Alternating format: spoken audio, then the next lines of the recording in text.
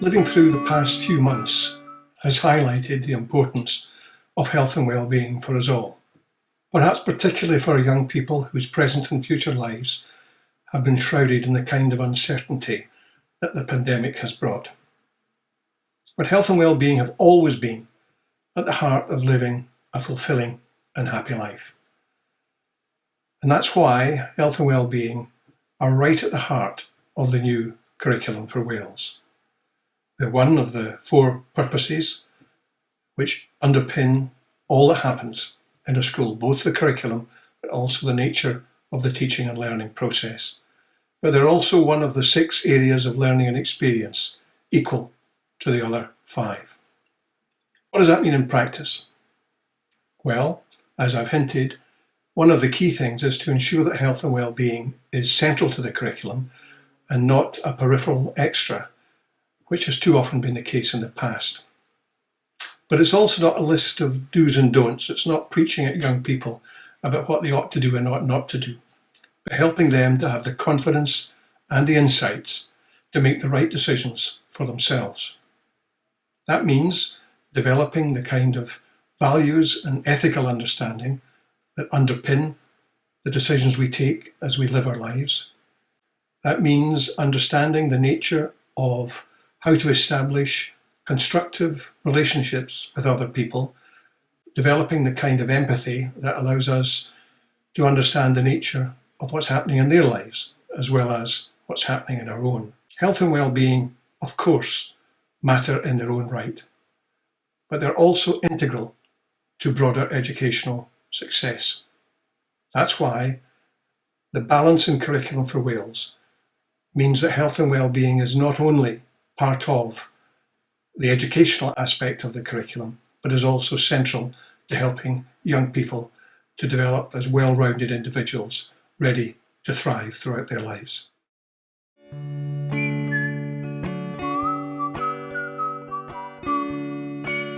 Mae pethau da a drwg yn digwydd i ni bob dydd, ac fel bod dynol, rydym wedi ein cyflyru i sylwi ar y pethau negyddol a'i cofio. Oherwydd yn y gorffennol, dyna'r hyn helpodd i'n cadw'n ddiogel rhag berygl. Fodd bynnag, yr anfantais o canolbwyntio ar y pethau negyddol yw y gall hyn neweidio ein lles ac effeithio negyddol arno. Os ydyn ni a'r disgyblion rydyn ni'n gweithio gyda nhw yn dysgu sylwi ac i fyfyrio ar y profiadau cadarnhaol, gallwn hyfforddi ein hymenydd i fod yn hapusach.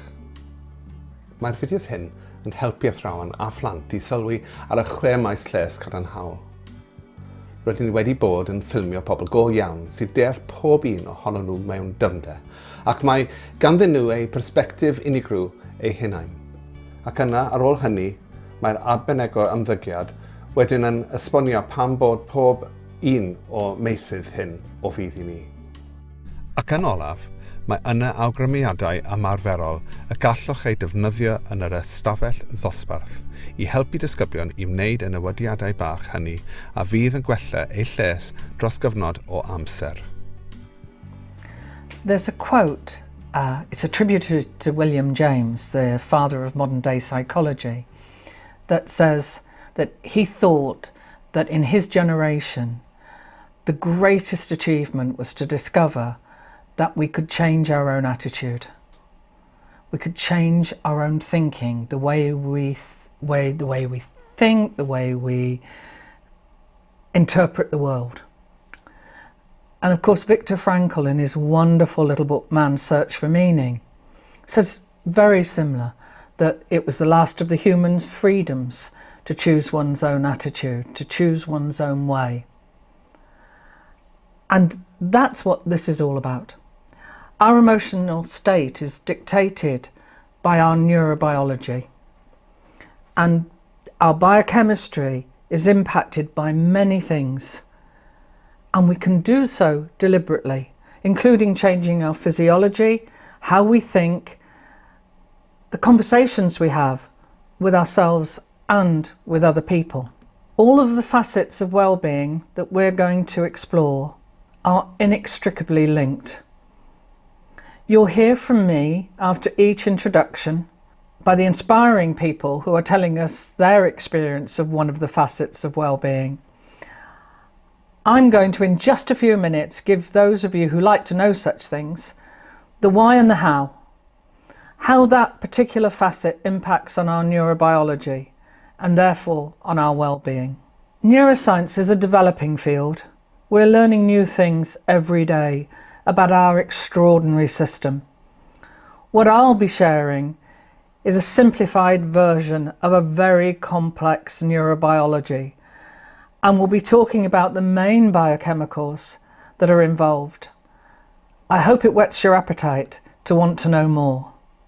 Gratitude, empathy, kindness, optimism and savouring. They're all a matter of choice. These positive attitudes are skills. We can learn and practice them and get good at them. Just like any other skill, we'll find some more easy to learn than others. And we can all learn if we want to and believe that it's worth the effort. Let me tell you it is. These bilingual training videos use positive psychology theories to embed well-being into the curriculum. They focus on personal and social awareness. They're grouped into 6 categories: empathy, gratitude, optimism, kindness, meaning, and savouring. Well-being matters. This isn't about catching up with well-being, it's about catching on to what well-being means.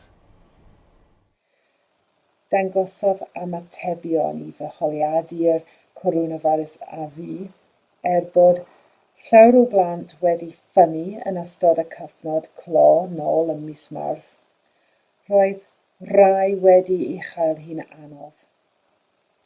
Bydd ysgolion yn chwarae ran pwysig yn cefnogi plant dros y blwyddyn nesaf.